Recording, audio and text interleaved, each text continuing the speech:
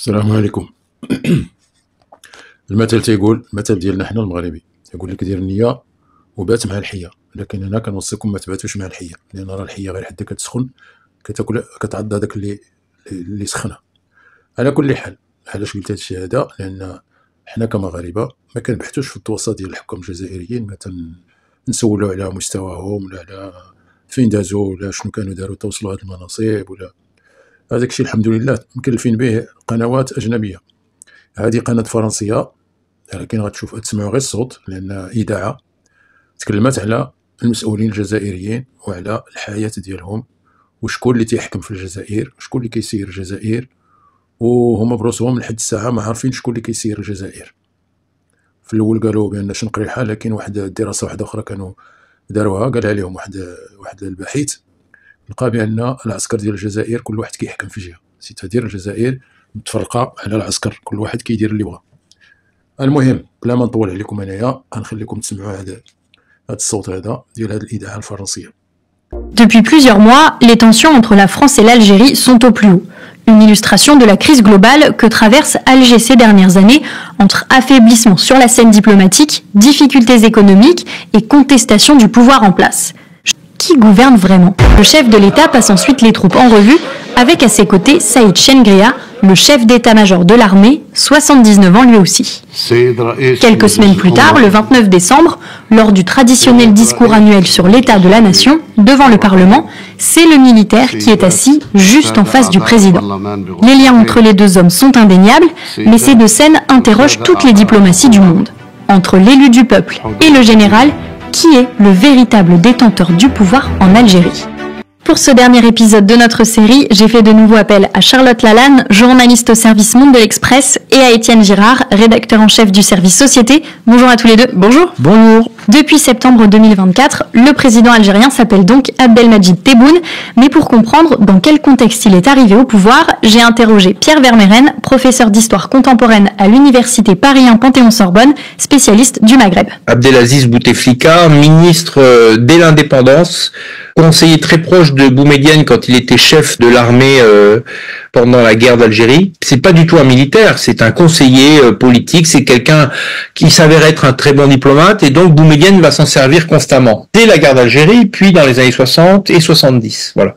Et évidemment, les gens qui arrivent au pouvoir à la mort de Boumedienne, c'est Chadli, c'est pas son genre, quoi. C'est-à-dire qu'il n'a pas le même passé avec Bouteflika, et il se passe de ses services. Voilà, et Bouteflika disparaît pendant une vingtaine d'années. Et au moment où les militaires, le Haut Comité d'État dirige l'Algérie et peine à sortir des impasses de la décennie noire, un certain consensus se fait manifestement dans l'état-major en disant « et si on rappelait Bouteflika ?» Il faut un magicien pour sortir l'Algérie de ce trou noir. Le magicien, c'est Bouteflika. Et voilà, ils le font élire en 99.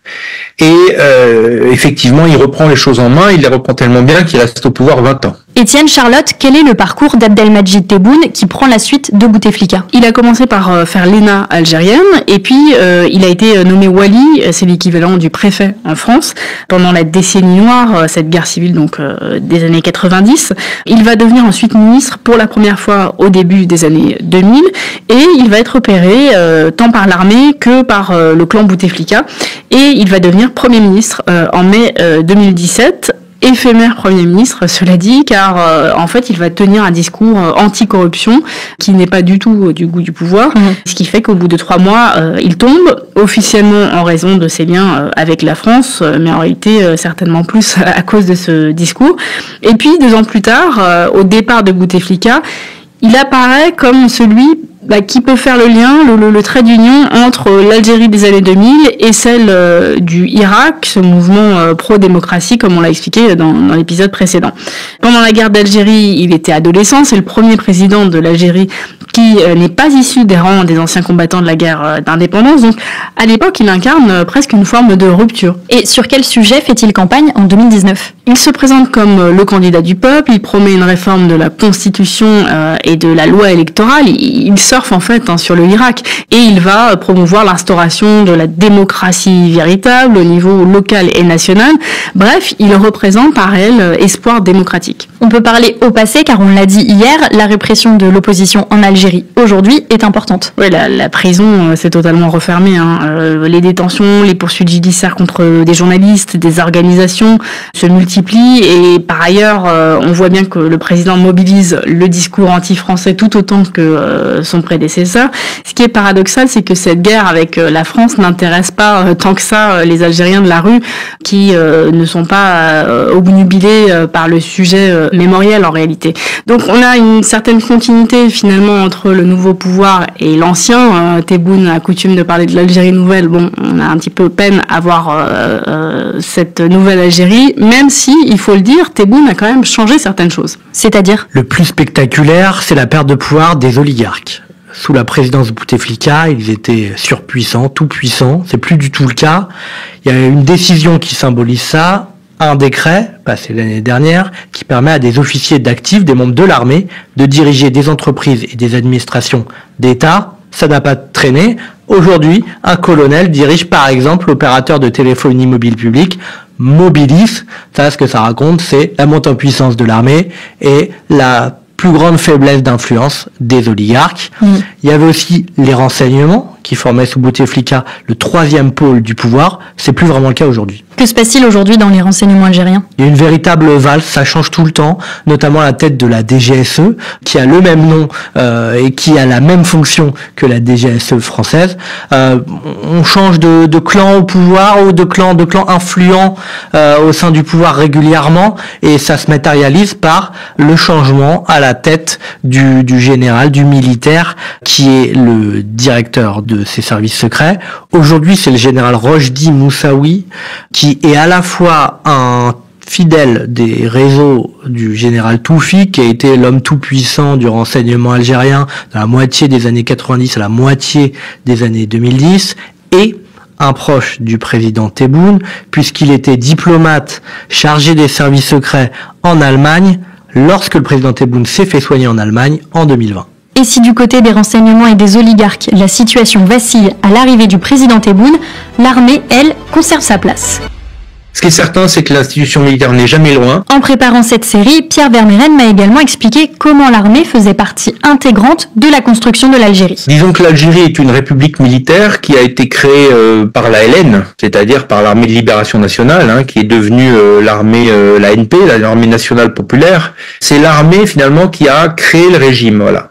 Et ensuite, elle a été dirigée directement par le chef d'état-major de la LN, à savoir le colonel Boumedienne, qui est devenu président de la République entre 65, il s'est imposé par un coup d'État d'ailleurs à Ben Bella, jusqu'à sa mort, fin 78. Et à partir de là, ses successeurs, qui a été le successeur de Boumedienne, ça a été le plus haut gradé de l'armée algérienne, le général Chadli.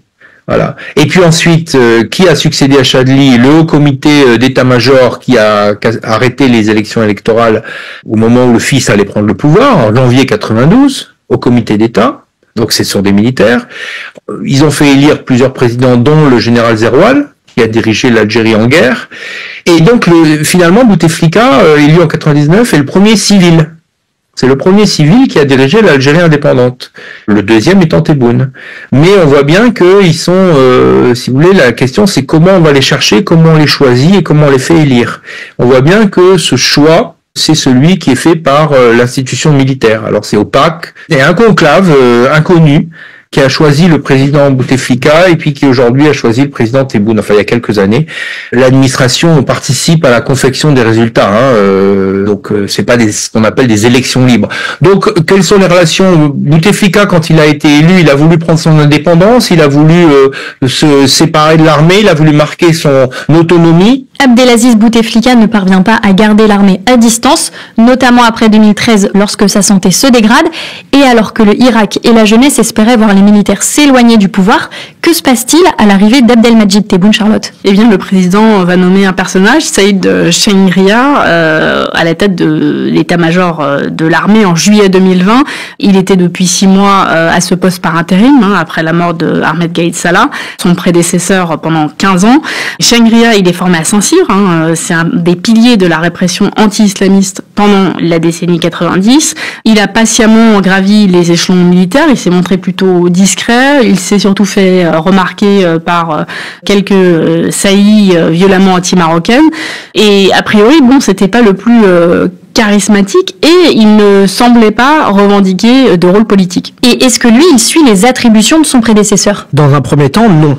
Le plus spectaculaire, c'est qu'il ne devient pas vice-ministre de la Défense, comme l'était son prédécesseur surnommé AGS.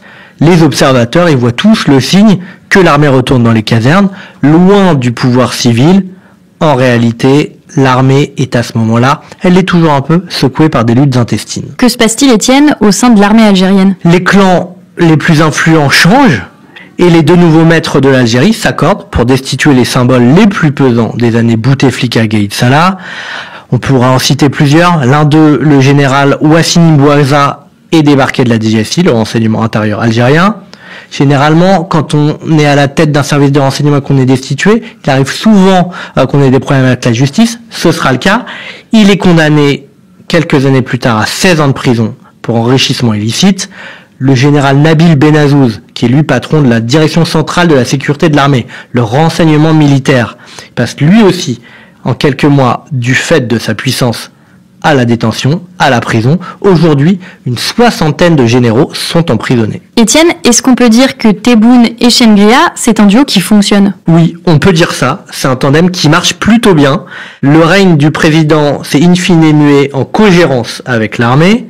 À Tebboune, les grands discours, les prises de parole publiques, et à Chengria, la main sur ce qu'on appelle l'état profond, quelque chose de très emblématique, c'est que même dans des sorties anodines, pour couper le ruban d'une inauguration, pour lancer les travaux d'un hôpital, Abdelmajid Tebboune apparaît flanqué de Saïd Chengria.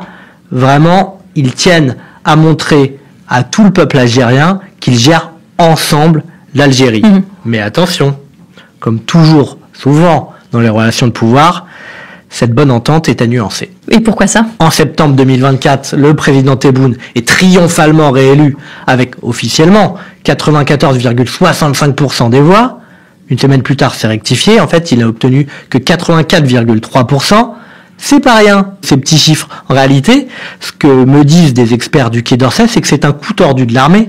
Les gradés par ce score soviétique de prime abord, puis la rectification, ont voulu montrer à Tebboune qu'il conserve le contrôle des urnes et qu'il saurait le décrédibiliser à leur guise s'ils le voulaient.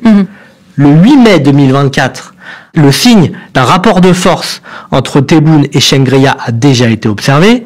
Vous savez qu'en Algérie, le président de la République cumule ses fonctions avec celles de ministre de la Défense. Conséquence, normalement, quand le président de la République se rend au ministère de la Défense, c'est pas un événement, il se rend chez lui. Or, ce jour-là, le général Chengria organise un accueil en fanfare avec tapis rouge, comme pour montrer au chef de l'État qu'il joue à l'extérieur, disent les observateurs du régime algérien. En Algérie, le pouvoir semble désormais partagé entre le président et l'armée, mais si tout se jouait en réalité loin du gouvernement. Alors Charlotte, pour essayer de comprendre qui a vraiment le pouvoir en Algérie, on t'a apporté quelques portraits d'hommes de l'ombre. C'est parfait, par qui on commence alors ? Le magistrat Boualem Boualem. Et quel est son rôle dans l'entourage du président Tebboune ? C'est un vieil ami qui a d'abord été nommé conseiller justice, puis directeur de cabinet à la présidence. C'est un homme qui est aujourd'hui très influent. Au sein de la diplomatie française, on le dit, partie prenante de ce que certains appellent la justice par téléphone, c'est-à-dire la soumission en fait des magistrats aux oukases du pouvoir politique. On prétend encore qu'il serait le véritable cerveau du palais présidentiel, de quoi expliquer peut-être l'obsession récente contre la France, puisque Boualem est présenté comme très anti-français par un conseiller ministériel du gouvernement Bayrou. Autre nom dans votre galerie de portraits, Abdelkader Bengrina. Qui est-il ? Il est à la tête d'un petit parti islamiste. Il arrive deuxième à la présidentielle de 2019 et en fait, progressivement, il est devenu une sorte de visiteur du soir du palais présidentiel d'El Mouradia. Son parti El Bina participe au gouvernement d'ailleurs depuis 2021. Les politiques culturelles et éducatives s'inspirent de plus en plus de ses conceptions et on voit bien que Tebboune est de plus en plus influencé par ce courant islamo-populiste. Ça, c'est du côté du président Tebboune. Il y a aussi des personnalités influentes côté armée. Par exemple, le colonel Shafik Mesbah. C'est un ex-cadre du renseignement. Il est proche des réseaux du légendaire général Toufik, un temps conseiller à la sécurité et affaires réservées du président Tebboune. Il fait partie, encore aujourd'hui, des hommes qui comptent, même en hiérarchie au sein de l'armée. Côté état-major, est-ce qu'il y a d'autres noms qu'il faut avoir en tête? Plusieurs diplomates français ont remarqué le retour en grâce subi de proches du général Toufik, ce patron emblématique de l'ensemble des services secrets entre 1990 et 2015, on en a déjà parlé. Si je comprends bien, on ne peut pas vraiment répondre à la question qui détient le pouvoir en Algérie aujourd'hui. En effet, absolument. Que nous disait d'ailleurs un ancien Premier ministre il y a quelques jours, les vrais décideurs, vous ne les connaissez pas, moi non plus, propos évocateur s'il en est, chaque expert a sa réponse, chaque expert a son interprétation. Ceux qui disent tout comprendre au régime algérien mentent, m'a dit il y a quelques jours un ex-ambassadeur en Algérie.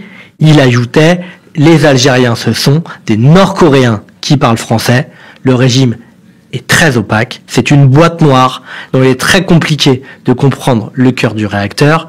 Au Quai d'Orsay, on a une expression pour ça, on parle d'un conclave de cardinaux. Personne ne détiendrait en réalité l'essentiel du pouvoir, ce seraient des parcelles de puissance réparties entre les différentes composantes de ce qu'un actuel ministre français qualifie en privé de junte. Seule certitude répétée par tous, tout se passe ailleurs qu'au gouvernement. دير النية وبات مع الحية، ولكن أنا كنوصيكم ما تباتوش مع الحية. والسلام عليكم.